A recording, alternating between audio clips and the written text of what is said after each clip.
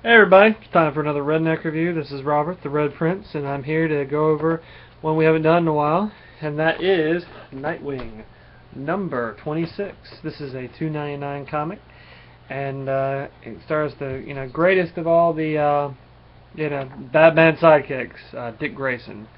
Well, one of the greatest. I'm still kind of partial to Jason Todd, but anyway, this is a $2.99 book. Great cover. Just, absolutely love it. Alright. Anyway, this picks up after the little trip Nightwing took to Zero Year, where he was running around with his friends, and apparently there was some uh, psycho experiment running loose, and even back then, a long time ago, and he was already fighting crime. How about that? Alright, well, anyway, it starts over here at Rush Medical Center in Chicago.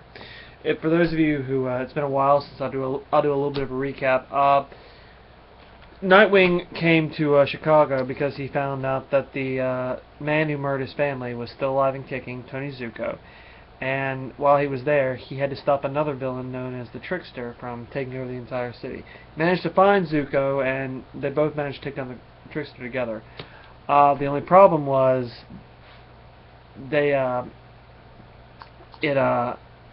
it meant that Nightwing is going to have to stake around for a while, so you can see what's going on with Zuko and everything like that. Okay, well anyway, we find ourselves in this hospital, the Rush Medical Center in Chicago, and apparently it's been infiltrated by this woman who's masquerading around as a doctor, and she's going around taking chemicals, samples of everything like that, and all of a sudden she's stopped by someone on the rooftop. I wonder who it could be. It says, "So confession time." And of course, it's Nightwing. He tells her, "I'm kind of dying to see how you do the last part," which is her getting out of the building all the way around. So a brief battle ensues. Two of them are pretty evenly matched. This girl is way over the side. And we come around here to find out who she is without the wig and everything on there. It's his roommate here in Chicago. She's calling herself Marionette.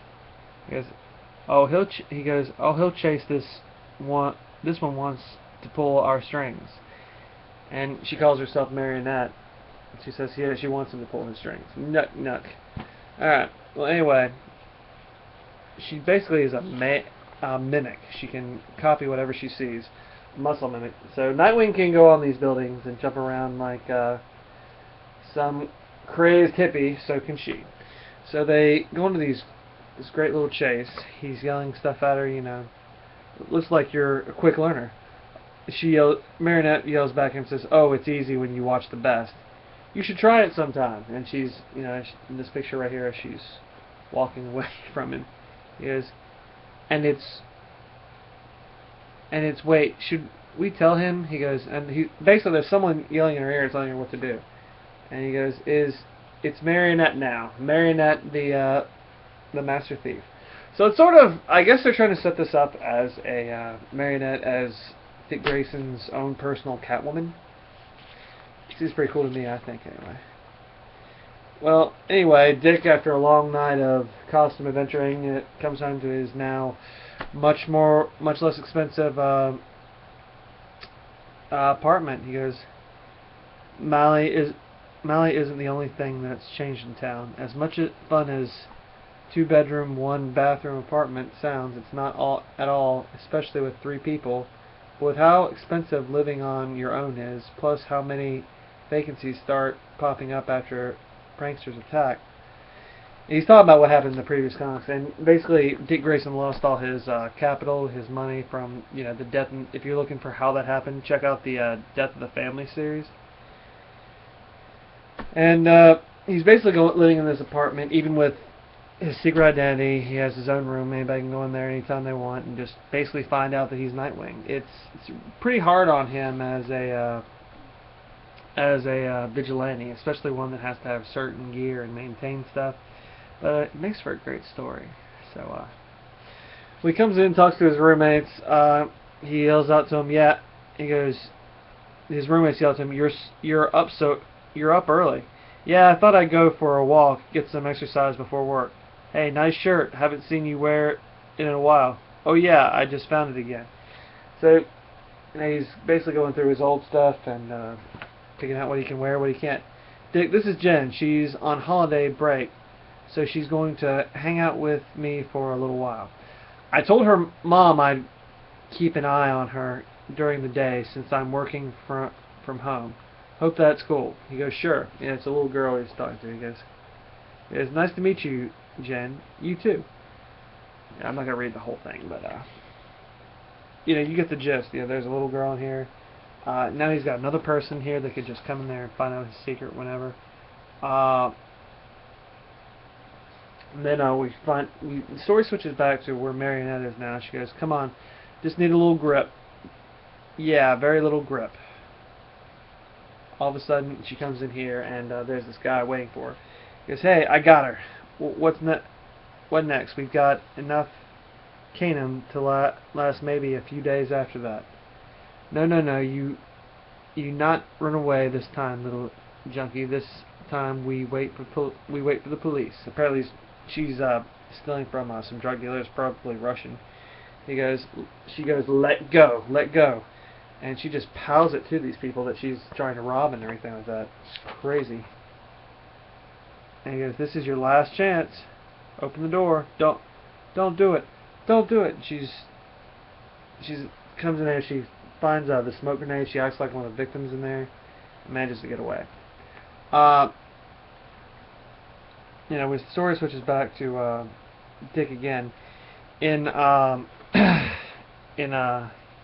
one of these bars. He's trying to make some money bartending and just keep the roof over his head.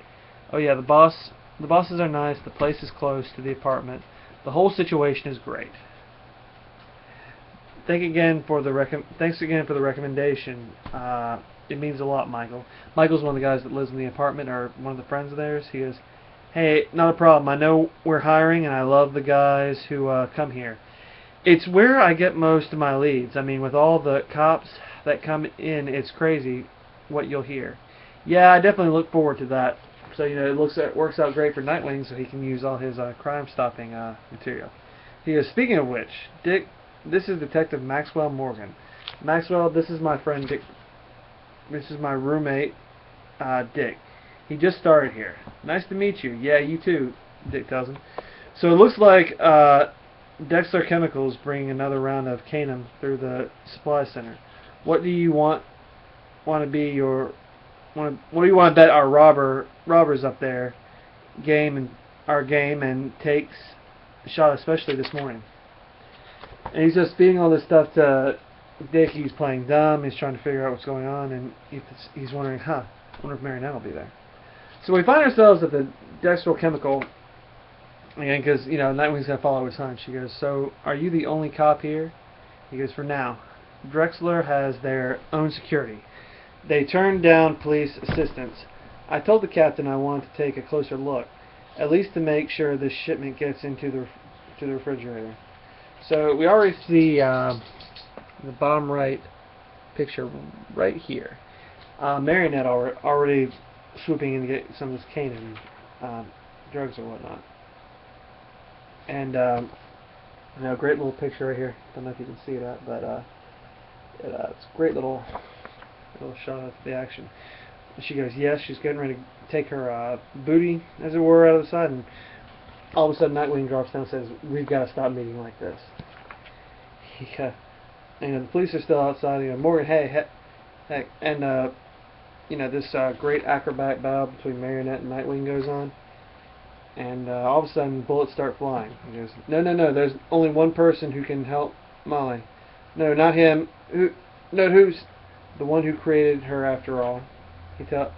She's fighting, and she's telling him, there's only one person who can help her friend. She's talking about somebody. You don't really know who that is at the moment, but the person in her ear finally shows up, and who is it?